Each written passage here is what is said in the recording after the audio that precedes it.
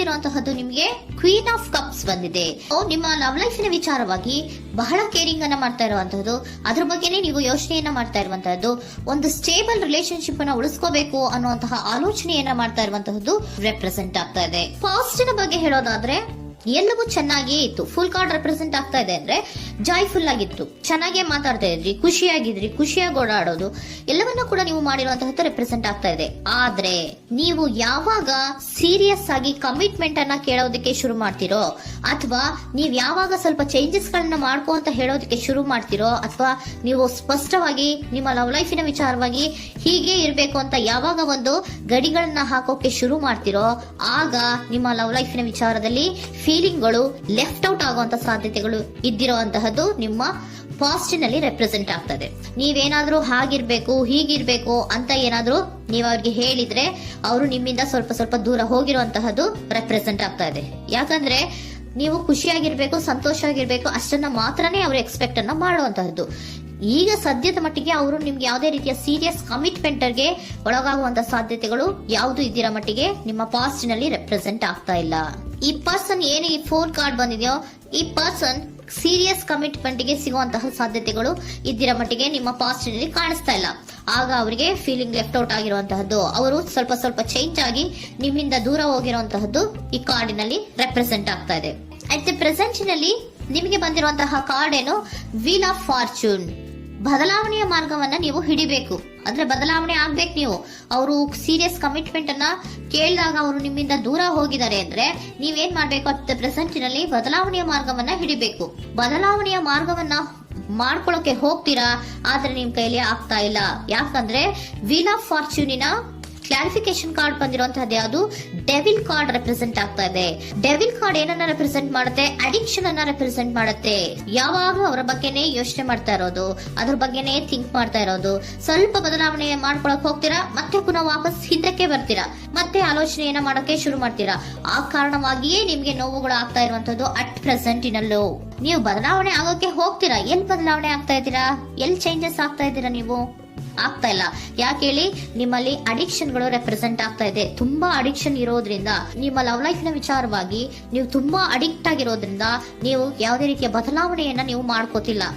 ನಿಮ್ಮ love life ನ ವಿಚಾರವಾಗಿ ನೀವು ಬದಲಾವಣೆಯನ್ನೇ ಮಾಡ್ಕೋತಾ ಇಲ್ಲ. ಅವ್ರು ಕಮಿಟ್ಮೆಂಟ್ ಕೊಟ್ಟಿಲ್ಲ, ಅವ್ರು ಹೋದ್ರು ಅಂದ್ಮೇಲೆ ನೀವು ಮುಂದೆ ಬರಬೇಕು, ನಿಮ್ಮ ಜೀವನದಲ್ಲಿ ನೀವು ಮುಂದೆ ಮುಂದೆ ಬರಬೇಕು. ಸೊ ನೀವು ಮುಂದೆ ಬರಕ್ ಹೋಗ್ತೀರಾ, ಆದ್ರೆ ಅಲ್ಲೇ ಸ್ಟ್ರಕ್ ಆಗ್ತಾ ಇರುವಂತಹದ್ದು ರೆಪ್ರೆಸೆಂಟ್ ಆಗ್ತಾ ಇದೆ. ನೀವ್ ಯಾವಾಗ ಅಡಿಕ್ಷನ್ ಗಳನ್ನ ಜಾಸ್ತಿ ಮಾಡ್ಕೋತಿರೋ ಅಬ್ಸೆಷನ್ ಆಗತ್ತೆ. ಯಾವಾಗ ನಿಮ್ಮಲ್ಲಿ ಅಬ್ಸೆಷನ್ ಗಳಾಗಕ್ಕೆ ಶುರು ಆಗುತ್ತೋ ಆಗ ನಿಮ್ಮ ನೋವುಗಳು ಜಾಸ್ತಿ ಆಗುತ್ತೆ. ಕಣ್ಣೀರಿಡೋದು, ನೋವನ್ನ ಪಡೋದು, ಸಂಕಟ ಪಡೋದು, ಪದೇ ಪದೇ ನೆನಪಿಸ್ಕೊಳ್ಳೋದು, ಅಳೋದು, ಆಗದೇ ಇಲ್ವೇನೋ ನನಗೆ ಅನ್ನುವಂತಹ ರೀತಿಯಲ್ಲಿ ಅಟ್ ಪ್ರೆಸೆಂಟ್ ನಲ್ಲಿ ಕೆಲವೊಬ್ರು ಇರುವಂತಹದ್ದು ರೆಪ್ರೆಸೆಂಟ್ ಆಗ್ತಾ ಇದೆ. ನೆಕ್ಸ್ಟ್ ಕಾರ್ಡ್ ಬಂದಿರುವಂತಹದ್ದು ಯಾವುದು, ಕ್ವೀನ್ ಆಫ್ ಪೆಂಟಿಕಲ್ಸ್ ಬಂದಿದೆ. ಸೊ ಕ್ವೀನ್ ಆಫ್ ಪೆಂಟಿಕಲ್ ಏನನ್ನ ರೆಪ್ರೆಸೆಂಟ್ ಮಾಡುತ್ತೆ, ನಿಮ್ಮನ್ನ ನೀವು ಗಮನವನ್ನ ಕೊಡಬೇಕು, ನಿಮ್ಮ ಕಡೆಗೆ ನೀವು ಹೆಚ್ಚು ಗಮನವನ್ನ ಕೊಡಬೇಕು. ಅವ್ರು ನಿಮ್ಗೆ ಸೀರಿಯಸ್ ಕಮಿಟ್ಮೆಂಟ್ ಕೊಡ್ಲಿಲ್ಲ, ಫೀಲಿಂಗ್ ಲೆಫ್ಟ್ ಔಟ್ ಆಯ್ತು, ಅವರು ದೂರ ಆಯ್ತು, ಹೋದ್ರು ಅಲ್ವಾ. ಸೊ ನೀವೇನ್ ಮಾಡ್ಬೇಕು, ನೀವು ನಿಮ್ ಕಡೆಗೆ ಗಮನವನ್ನ ಕೊಡಬೇಕು. ವೀಲ್ ಆಫ್ ಫಾರ್ಚೂನ್ ಅಂದ್ರೆ ಏನು, ನೀವು ಬದಲಾವಣೆಯ ಮಾರ್ಗವನ್ನ ಹಿಡಿಬೇಕು. ಬದಲಾವಣೆಯ ಮಾರ್ಗವನ್ನ ಮಾಡ್ಕೊಳ್ಳೋದಕ್ಕೆ ಹೋದ್ರೂ ಕೂಡ ಮತ್ತೆ ವಾಪಸ್ ಹಿಂದೆ ಬರೋದು, ಮತ್ತೆ ಅಡಿಕ್ಷನ್ ಆಗೋದು, ಮತ್ತೆ ನೆನಪಿಸ್ಕೊಳ್ಳುವಂತಹದ್ದು, ಮತ್ತೆ ನೋವನ್ನ ಪಡುವಂತಹದ್ದು ನಿಮ್ಮಲ್ಲಿ ರೆಪ್ರೆಸೆಂಟ್ ಆಗ್ತಾ ಇದೆ. ನೀವು ಈ ಅಡಿಕ್ಷನ್ ಗಳಿಂದ ನೀವು ಆಚೆ ಬರಬೇಕು ಅಂದ್ರೆ ನಿಮ್ಮನ್ನ ನೀವು ಬ್ಯುಸಿಯಾಗಿ ಇಟ್ಕೋಬೇಕು. ಟೈಮ್ ಇದ್ರೂ ಕೂಡ ಮತ್ತೆ ಪುನಃ ಹಿಂದೆ ಬಂದು ನೀವು ಆಲೋಚನೆ ಮಾಡುವಂತಹ ಸಾಧ್ಯತೆಗಳು ಇದೆ. ಅದಕ್ಕೆ ನೀವು ಅಟ್ ಪ್ರೆಸೆಂಟ್ ನಲ್ಲಿ ನೀವು ಆ ಫೀಲಿಂಗ್ ಇಂದ, ಈ ನೋವಿನಿಂದ ನೀವು ಆಚೆ ಬರ್ಬೇಕಂದ್ರೆ ನೀವೇನ್ ಮಾಡ್ಬೇಕು, ಸ್ವಲ್ಪ ಏನಾದ್ರೂ ಬ್ಯುಸಿ ಆಗ್ಬೇಕು, ಕೆಲಸಗಳನ್ನ ಮಾಡೋದಕ್ಕೆ ಶುರು ಮಾಡ್ಬೇಕು. ನಿಮಗೆ ಗೊತ್ತಿರುವಂತಹ ಯಾವ ಕೆಲಸವಾದ್ರೂ ಸರಿ, ನೀವು ಸ್ವಲ್ಪ ಬ್ಯುಸಿ ಆಗಿರೋದಕ್ಕೆ ಪ್ರಯತ್ನವನ್ನ ಮಾಡ್ತಾ ಇರುವಂತಹದ್ದು, ಮಾಡುವಂತಹದ್ದು ರೆಪ್ರೆಸೆಂಟ್ ಆಗ್ತಾ ಇದೆ. ಕೆಲವೊಬ್ರು ಮಾಡ್ತಾ ಇದ್ದೀರಾ, ಕೆಲವೊಬ್ರು ಮಾಡುವ ಕಡೆಗೆ ಆಲೋಚನೆಯನ್ನ ಮಾಡ್ತಾ ಇರುವಂತಹದ್ದು ಅಟ್ ಪ್ರೆಸೆಂಟ್ ನಲ್ಲಿ ರೆಪ್ರೆಸೆಂಟ್ ಆಗ್ತಾ ಇದೆ. ಇಮಿಡಿಯೇಟ್ ಫ್ಯೂಚರ್ ನಲ್ಲಿ ಏನ್ ರೆಪ್ರೆಸೆಂಟ್ ಆಗ್ತಾ ಇದೆ, ನೈಟ್ ಆಫ್ ಸೋರ್ಟ್ಸ್ ರೆಪ್ರೆಸೆಂಟ್ ಆಗ್ತಾ ಇದೆ. ನೀವು ಕ್ವಿಕ್ ಥಿಂಕಿಂಗ್ ಅನ್ನ ಮಾಡಿ ಏನೋ ಒಂದು ಆಕ್ಷನ್ ಅನ್ನ ತಗೋಬೇಕು ಅನ್ನೋದ ಆಲೋಚನೆಯನ್ನ ಮಾಡ್ತೀರಾ, ಬಹಳ ಫೋಕಸ್ ಅನ್ನ ಮಾಡ್ತೀರಾ ಒಂದು ವಿಚಾರವಾಗಿ, ಕ್ವಿಕ್ ಥಿಂಕಿಂಗ್ ಅನ್ನ ಮಾಡ್ಬೇಕು ಅಂತ.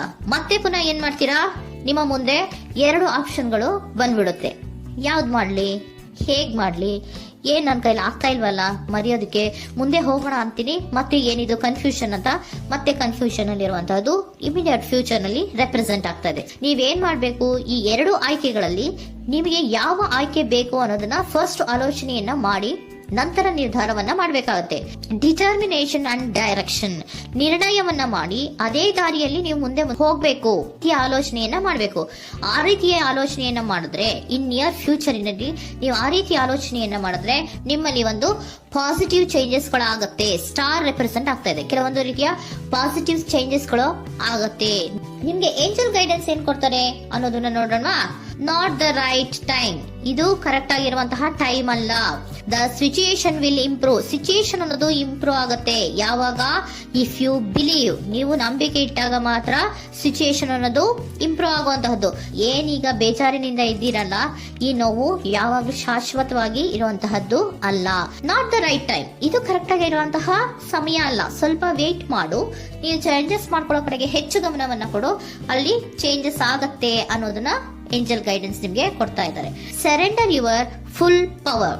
Your life is a calling for you to step into your full power rather than playing it small. ನೀವು ಧೈರ್ಯವಾಗಿ ಒಂದು ಹೆಜ್ಜೆಯನ್ನ ಮುಂದಕ್ಕೆ ಇಡಬೇಕು. ಸೊ ಮುಂದೆ ಹೋಗುವಂತಹ ಆಲೋಚನೆಯನ್ನ ಮಾಡಬೇಕು. ಪವರ್ ಇಂದ, ನಿಮ್ಮಲ್ಲಿರುವಂತಹ ಪವರ್ ಅನ್ನ ಯೂಸ್ ಮಾಡ್ಕೊಳ್ಳಿ. ಯಾಕೆ ನನ್ನಲ್ಲಿ ಏನು ಇಲ್ಲ, ನನ್ನ ಕೈಲಿ ಏನೂ ಆಗಲ್ಲ ಅಂತ ಯಾಕೆ ಕೂತಿದ್ದೀರಾ? ನೀವು ಏನ್ ಮಾಡ್ಬೇಕು, ಬಹಳ ಧೈರ್ಯದಿಂದ ಮುಂದಕ್ಕೆ ಹೋಗಿ ಅನ್ನೋದನ್ನ ನಿಮ್ಗೆ ಸರೆಂಡರ್ ಕಾರ್ಡ್ಗಳು ಕೂಡ ಹೇಳ್ತಾ ಇದ್ದಾರೆ.